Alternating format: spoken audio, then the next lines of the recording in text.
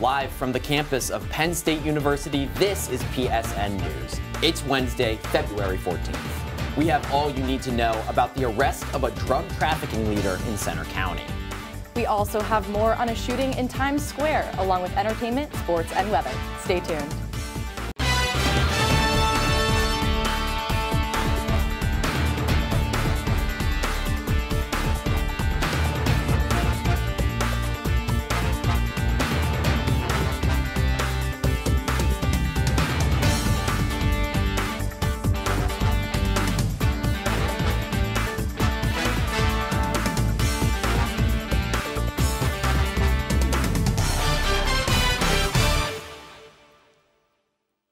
Thanks for joining us tonight. I'm Nolan Collery. And I'm Emma Goldkopf. A man is being sentenced to 12.5 to 25 years in prison for leading a drug trafficking ring in State College. Philadelphia native Larry L. Thomas pled guilty to felony counts of delivery of a controlled substance, conspiracy to deliver a controlled substance, criminal use of a communications facility, and possession with intention to distribute.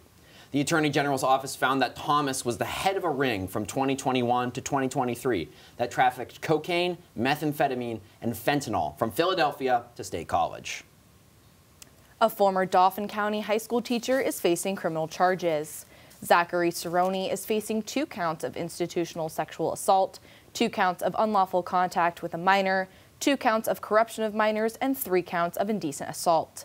The former Middletown area high school teacher allegedly inappropriately touched a student and another staff member. Another female student says Cerrone would stare at her, give her answers to tests, and gave her his shirt. The district superintendent says they took immediate action upon hearing about these incidents in December. Plans are set for a $20 million expansion to Mount Nittany Elementary School. The project will be set into motion in November of 2025 with an expected completion date of May 2028. Final cost estimates will not be available until a construction bid is accepted. The expansion to the school is part of a district-wide master facilities update plan, which will include renovations across the State College area school district. A beloved restaurant announced its closing this month after almost 20 years in State College. Are You Hungry, home of the Fat Sandwich and Big Bite Chicken, is closing on February 26th. A social media post said the eatery was experiencing problems hiring and keeping staff members, as well as facing lingering complications from the COVID-19 pandemic. The building that currently houses Are You Hungry is going to be turned into a 12-story mixed-use high-rise called The Mark. State College looked like a winter wonderland yesterday, but what else can we expect outside this week? Filippo Formica with Campus Weather Service has the latest details. Take a look.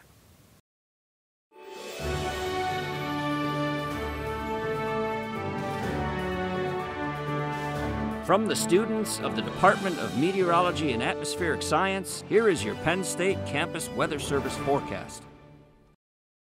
Good evening, PSN. I'm student meteorologist Filippo Formica here with your Wednesday evening forecast. Taking a look back on your Wednesday at Beaver Stadium here. Started off kind of cloudy and a little cold with snow still on the ground, but as the sun came out and warmed up the area, we did see all that snow start to melt. 34 today was your high at Beaver Stadium here in State College, but now we see a very pretty sunset across the area.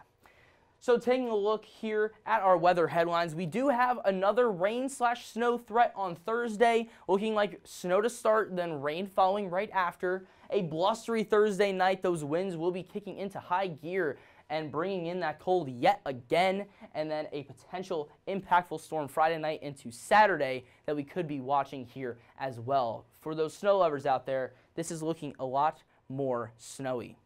So taking a look at our high temperatures today, just around or slightly below average. We haven't seen that a lot this winter, especially across the northern tier of the Commonwealth, as well as those areas that picked up plenty of snow with our previous system Monday night, keeping those temperatures just a bit colder off to the northeastern portion of the state. Pittsburgh was our highest temperature today, and that was at 38 degrees, almost hitting 40 there in Pittsburgh. Now, looking out across the Commonwealth right now, just some high clouds in the northwest, a little bit of snow there in southwest New York. But as we zoom out to the rest of the country, we can see our current Clipper system working through the northern tier of the country. This will be sliding in from our north and west on Thursday, bringing that snow, then rain setup. Quick hitting storm system will be out by the evening hours of Thursday here in State College, maybe a little bit later and early Friday for the Poconos in the northeast. We also have this system out to the west right now. This is the storm system that will be sliding across the country, bringing us that Saturday snow threat. So this is something that we do have to watch as it traverses the country here. So looking at this Clipper system, we have our clouds moving in on Thursday as well as that precipitation. And you can see this rain snow line setting up vertically across the Commonwealth. We will be seeing a warm front displaying right over the central portion of the Commonwealth towards the evening hours of Thursday, keeping that cold and snowy weather off to the east and that warmer air off to the west. Pittsburgh here at 46 degrees. Eventually, this storm system does move through, bringing in that northwest wind and snow and cold back along with it. And this does set up that colder air for Friday night into Saturday, where we'll be seeing our next storm system moving through. So let's take a look at that bigger picture here. Our Thursday system scoots by. Again, you can see that warm front very pronounced on this map here. Eventually, this storm system will wrap off to our north and east, and this system from our south starts to move in. So this is the European model, giving us this display of a southeastern snowstorm. But do not be surprised if this storm system does shift a bit to our north and west. Usually these systems do have that northwest trend as we get closer in time. And some models already have this storm system shifting to the north and west. I would not be surprised if somewhere in Pennsylvania does not get 4 inches from this small little storm here. Even though it looks insignificant on our radar here, don't count this one out. So this storm system eventually pushes off, and maybe the lake effect snow machine starts to get going in the northwest portion of the state. Tonight in State College, though, 19 degrees, a very chilly night. Those winds going to be a bit lower compared to the next few days, 5 to 10 miles an hour out of the northwest. But as we move into tomorrow, that mix of rain and snow, starting off as snow, transitioning to rain here in State College, those wind gusts going to be 25 miles an hour. So hold on to your hats tomorrow in State College. And looking at our 7-day forecast here, you can see Thursday, our Clipper system, leading into Friday, pretty clear, but snow late in the night. You can see 25 degrees is our low before Saturday starts to clear out, and looking like a very sunny end of the weekend and the beginning of next week for all of us in State College.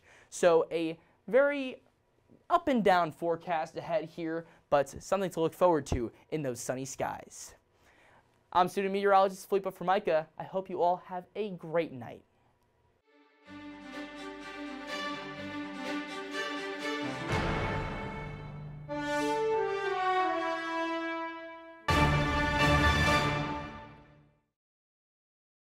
Welcome back to PSN News. I'm Gianna Droll with your sports update. The Penn State wrestling team clinched a 35-3 win over Rutgers this past Monday at the 2024 BJC Duel. The team won 9 of 10 bouts with 2 wrestlers, Terrell Barraclaw and Lucas Cochran, moving up weights to help their team beat the Scarlet Knights. This win marks a 1,000th dual meet victory in Penn State wrestling history. Penn State is now 10-0 and 7-0 in the Big Ten. Penn State will face its next opponent, the Nebraska Cornhuskers, in Rec Hall this Sunday. Penn State men's basketball is currently hosting Michigan State in the Bryce Jordan Center. This is the second time that Penn State and Michigan State meet this season. The first time the pair met was on January 4th when Michigan State took the win 92-61. Penn State is currently 6-7 in Big Ten play, and a victory could even out the team's record at 7-7. A win for the Nittany Lions tonight would also be their 11th win in a 55-game series with the Spartans. On Monday night, the Houston Rockets beat the New York Knicks 105-103 in a close matchup. Houston was holding a 4-point lead when Knicks' Jalen Brunson scored the next 4 points and tied the game with only 8 seconds to go. Brunson was then called for a foul that, in post-game review, officials actually said was wrong. This foul allowed the Rockets' Aaron Holiday to make 2 free throws, intentionally missing the third to run out the clock. which bolstered the Rockets to the 105-103 victory. That's all for your sports update. After the break, Gianna Brown has the latest in the world of entertainment. Stay tuned.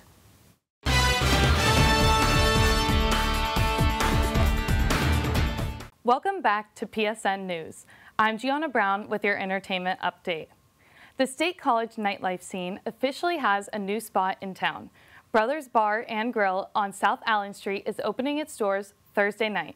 With a capacity for 640 people, it's bound to be a popular place to visit. Visitors can stop by for 23 different types of Long Island teas as well as regular DJs. Doors open at 11 p.m. and close at 2 a.m. The Johnny Cash official concert experience will be held on Tuesday, February 20th in Penn State's Eisenhower Auditorium. The show consists of never-seen-before footage of Johnny Cash, as well as a live band playing 2 projections. Audience members will also be able to see Johnny Cash's guitarist, Debbie Horton. The event will be held at 7:30 p.m. To learn more about this unique event, visit the Center for Performing Arts online. Usher's halftime show performance in Super Bowl 58 this past Sunday had viewers on the edge of their seats. The Grammy Award winner and his backup dancers skated around the stage in custom-made skates by Flippers Roller Boogie Palace and Rydell Skates. The high-end skates were co-designed by Usher and Liberty Ross, the creative director of Flippers. You can buy your own pair of the limited edition skates for $1,450 on the Flippers website. And that's all for your entertainment update. Coming up next, interview anchor Jesenia Marrero will be speaking with Emma Holtz, a student involved with Awesome, Comm Radio, and Penn State Athletics. Stay tuned.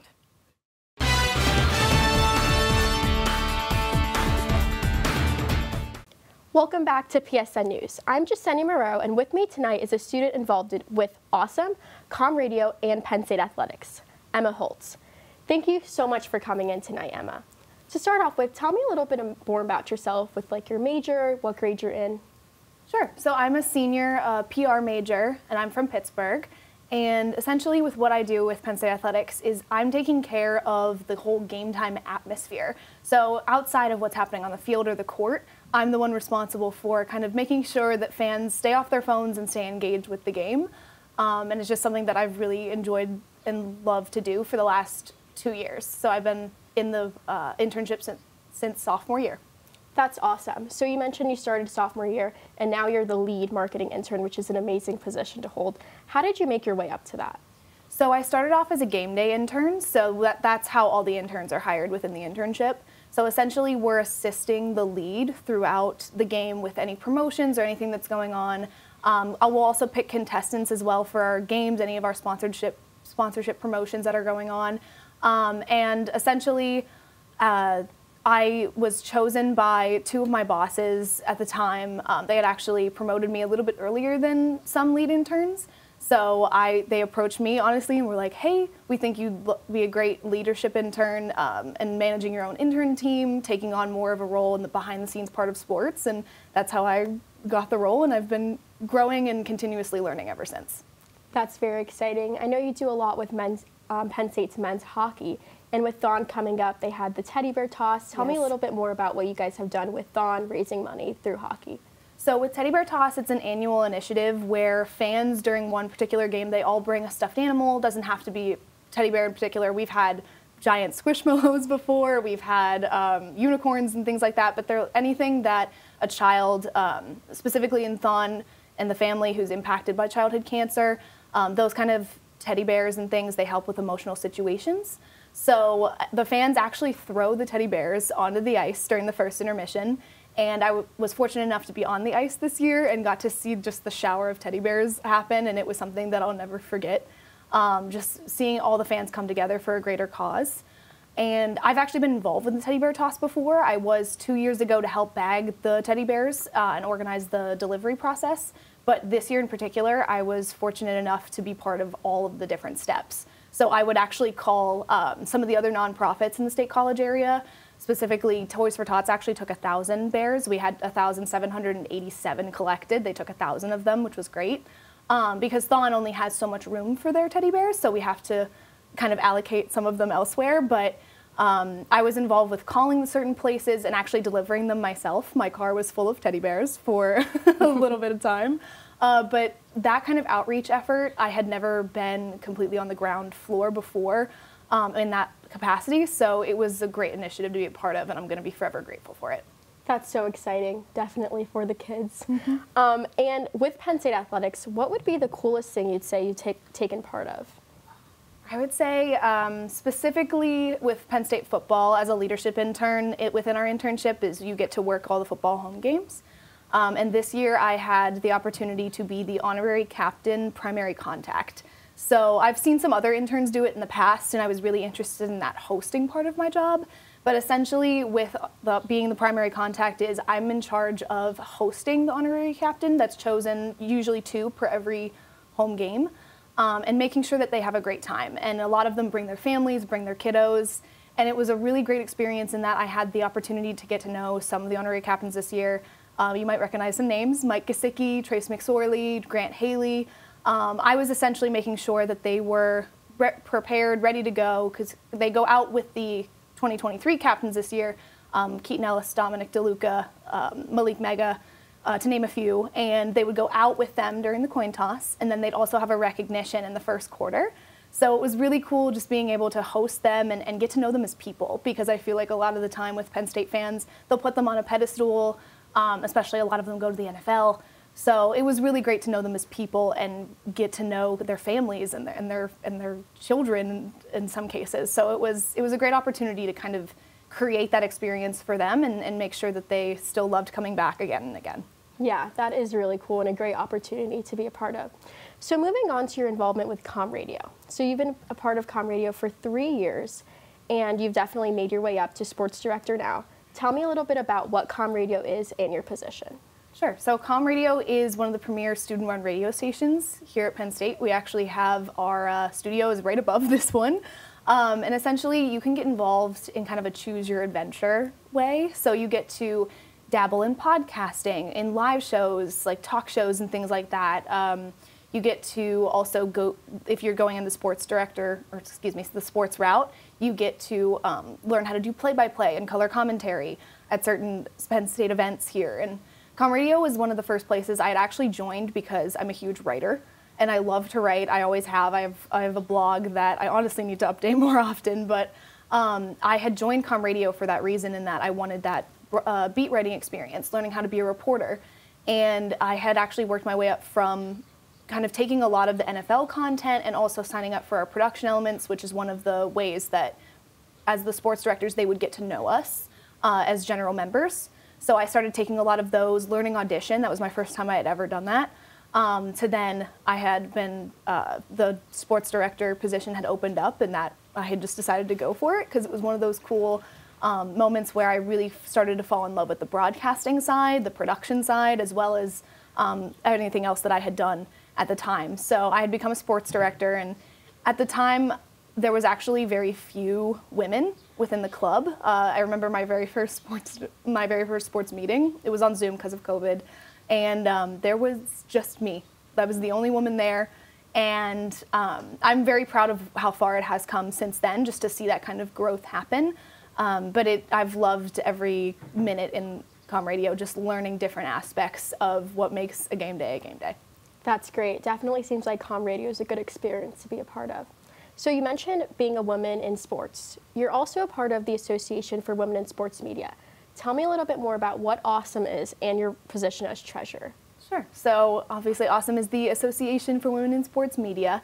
It essentially is, it's a club where women who are interested in sports, maybe want to work in sports, that they can all come together and kind of share that interest with one another. And it's a great place. It was actually the first club that I had joined here. It's a great place to just be able to share interests and really create bonds with people who are of your same like mind. So as treasurer, I had actually, I manage all of the dues that are collected. So there's 2 different types. There's the national dues, since Penn State's chapter of Awesome, we're not like we're part of the national chapter. So I manage the chapter dues, that members would give me, and then I would manage those and make sure that they're allocated properly to different events that we hold. Even today, as we're filming this, it was our Galentine's Day, so we had donuts and coffee, and just an opportunity for girls to swing by and just network with one another and just be able to see familiar faces. So I make sure that those funds are allocated properly to different events that can benefit both on the professional side and the personal side with our club. That's great. Emma, thank you so much for doing this with me today and all your commitment that you have towards so many clubs at Penn State. Thank you. Stick around because next up, Nolan and Emma will have the latest news from across the nation.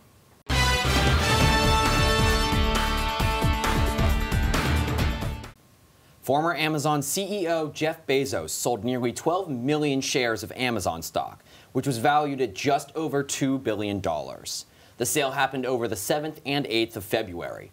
Bezos also listed a proposed sale of 50 million shares in a separate filing with the SEC, which holds an estimated market value of $8.2 billion. Elon Musk will be testifying again in the U.S. Securities and Exchange Commission's probe of the Twitter takeover. The SEC sued Musk last October, looking into whether or not his purchase of the Twitter stock was legal. Musk fought the SEC and accused them of harassment since they already interviewed him twice. Judge Laurel Beeler dismissed the claim and said the SEC does have the authority to issue a subpoena. Beeler said she would set a time and date for the upcoming interview if Musk and the SEC could not agree. A Kansas City mother is being accused of killing her infant daughter by putting her in an oven. The unnamed woman has since been arrested and accused of felony child endangerment in the first degree. Court records and first responders say the mother went to put her one-month-old daughter down for a nap, but placed her in the oven instead of a crib. If found guilty, the woman will face 10 years to life in prison. A 15-year-old is under arrest for a shooting in Times Square last week. Jesus Alejandro Rivas Figueroa is being charged as an adult and is facing 2 counts of attempted murder and assault, as well as criminal possession of weapon charges. Rivas Figueroa fired at a security guard during an alleged shoplifting attempt, but missed and hit a bystander in the leg. He fled with his mother after the shooting, but was arrested in Yonkers 24 hours later. That concludes our show tonight at PSN News. Be sure to check us out on Twitter and Facebook at PSN News, on Instagram at Penn State Network News, and to subscribe to our YouTube channel at youtube.com/PSN News. Have a good night and stay safe, Penn State.